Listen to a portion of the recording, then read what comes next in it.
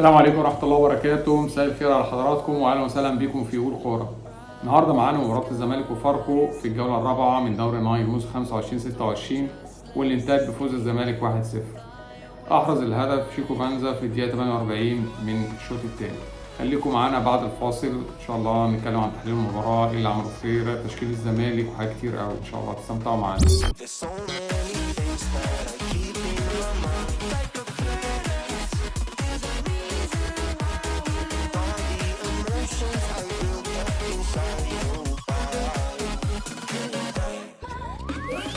بسم الله نبدا الحلقه ونشوف تشكيل الزمالك زي ما نزل على الشاشه قصادنا.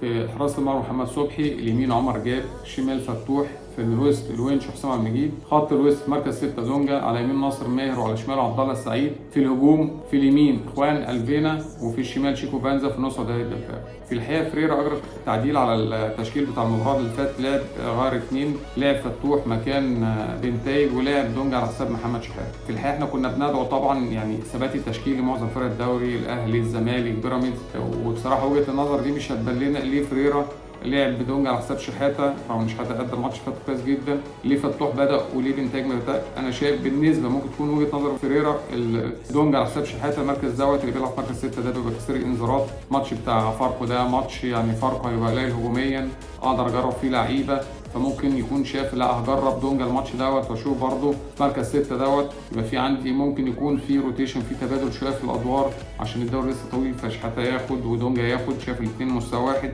ده اللي هيبان لنا خلال المباراه اللي جايه. وبالنسبه لفتوح وبنتاج انا شايف ان فتوح راجع من الايقاف، شايف ان افضل مباراه كان ياخد فيها فتوح هي المباراه دي، لان شايف ان فاركو مش هيمثل عبء هجومي جامد على الزمالك. فاركو معظم الفرقه مش موجوده بتاع السنه اللي فاتت، فرقه قليله، فاركو متزايد ترتيب الدوري، لا الزمالك ممكن ما يحسش بضغط هجومي من فاركو عليه. بدا بفتوح، يجرب فتوح يبقى عنده البديل، والبديل اللاعب الاساسي والبديل الكفء. شايف ان لو ده فكره يبقى دي حاجه معقوله بالنسبه للمباراه دي. الشوط الاول شوط كان اقل من المتوسط، الزمالك ما قدمش فيه اي حاجه هجوميه خالص، فاركو كان مقفل دفاعيا، الزمالك ما هاجمش. اللافت للنظر بس موضوع ان اللعيبه ابتدت تحفظ مراكز، يعني فعلا في حاله الارتداد الدفاعي لا الزمالك بيرجع ب8 أو 9 لعيبه، وفي حاله الهجوم رغم ان فاركو مقفل لا اللعيبه فاتحه الملعب على الاخر، مفيش فعاليه هجوميه للزمالك بس في تحفيظ للمراكز، فتحس ان الملعب زي ما بنقول كده الملعب واسع، الكره بتجري اكتر من اللاعب. دي ممكن تكون ميزه شويه للزمالك في مباراته اللي فاتت او في مباراته اللي جايه لو فضل الشغل ده موجود في الملعب. ده الشوط الاول مفيش حاجه تذكر نتكلم عليها، نشوفكم بعد الفاصل والشوط الثاني ان شاء الله. قول كوره واحنا كمان هنقول.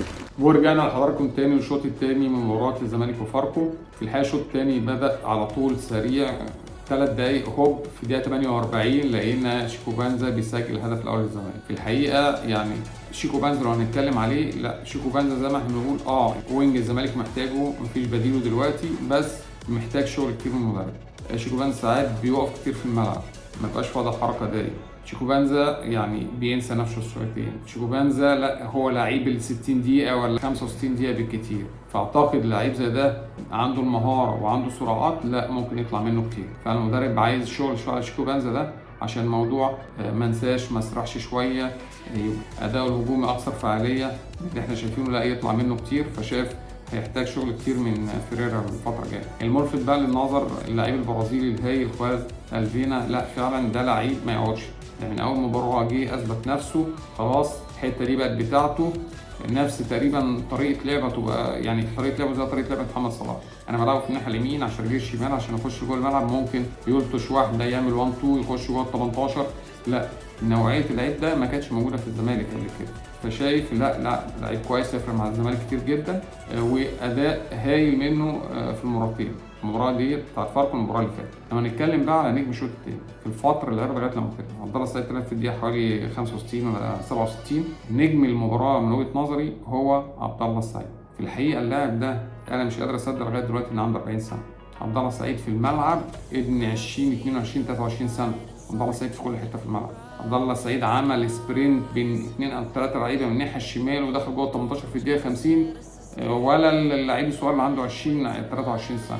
عبد الله السعيد عامل ربط غير طبيعي بالخطوط، عبد الله السعيد بيظهر لكل اللعيبه في الملعب، عبد الله السعيد بيحرك اللعب يمين وشمال. فعلا لو بنقول الزمالك خلال المباراتين اللي فاتت انا شايف ان عبد الله السعيد عامل فارق كبير جدا، لا فعلا اللعيب اللي هو نقول ايه، اللعيب الشيك، نوعيه حسام غالي كده، اللعيب اللي لمسته يعني اللي تبقى عايز الكوره تجيله كل شويه عشان تتفرج على حلاوه الكوره في رجله. ففعلا عبد الله السعيد عامل فارق مع الزمالك وفعلا رابط الخطوط. وعبد الله السعيد اكثر تاثيرا من ناصر ماهر. ناصر ماهر محتاج يشد حلو شويه، ناصر ماهر بيأدي، لا بس عبد الله السعيد بصراحه واكل الحته بتاعت مركز 8 وبيتحرك دفاعا وهجوما وفارق مع الزمالك كتير جدا.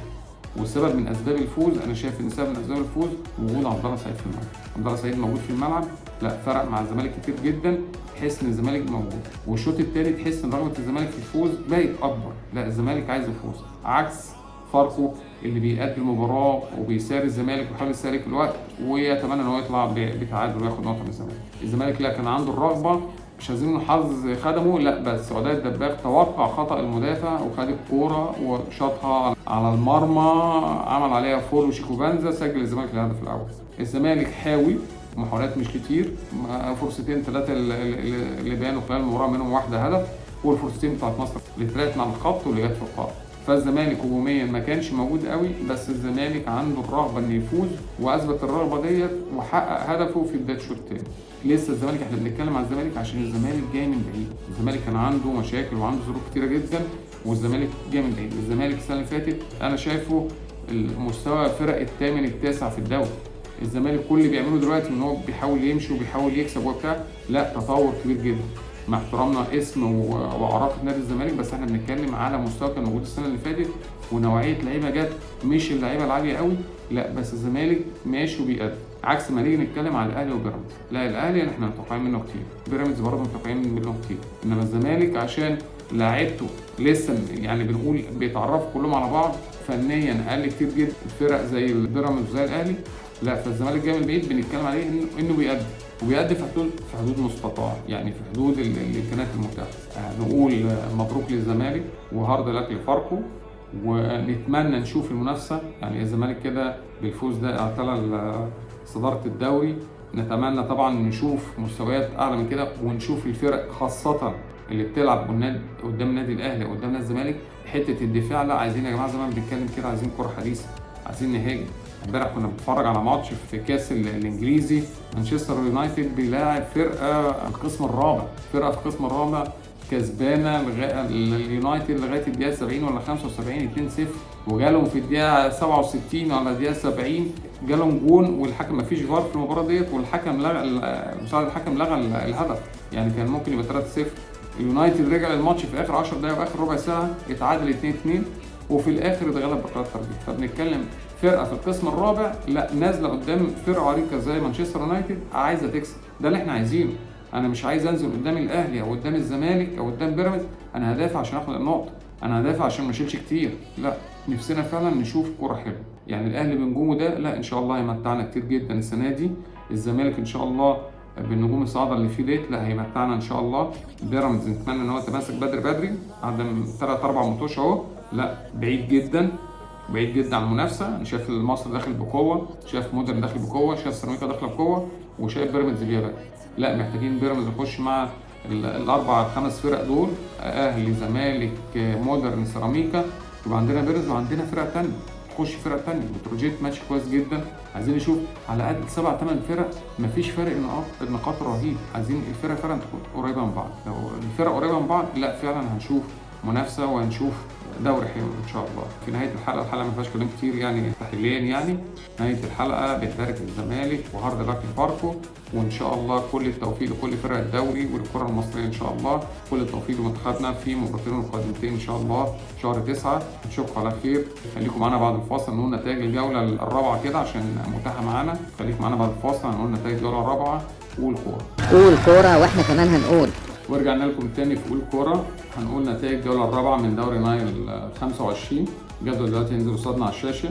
يوم الاحد اتحاد اسكندري والبنك الاهلي كان تعادل سلبي، انبي والجونه تعادل سلبي، طلائع الجيش والاسماعيلي 1-0 للاسماعيلي. يوم الاثنين غزل المحله والاهلي 0-0، زد اف سي وادي دجله 2-1 لوادي دجله، بتروجيت والمقاولين 1-0 لبتروجيت، بيراميدز ومودرن سبورت 2-1 لمودرن سبورت. يوم الثلاث رابطه اسماعيليه وسموحه 2-1 لسموحه، الزمالك وفاركو 1-0 للزمالك، حرس الحدود المصري تعادل ايجابي 1-1. دي كانت نتائج الجوله الرابعه. تصبحوا على خير ونلتقي مع بعض الحلقه الجايه ان شاء الله في قول كوره مع حكم الكوره السابق هشام حامد. السلام عليكم.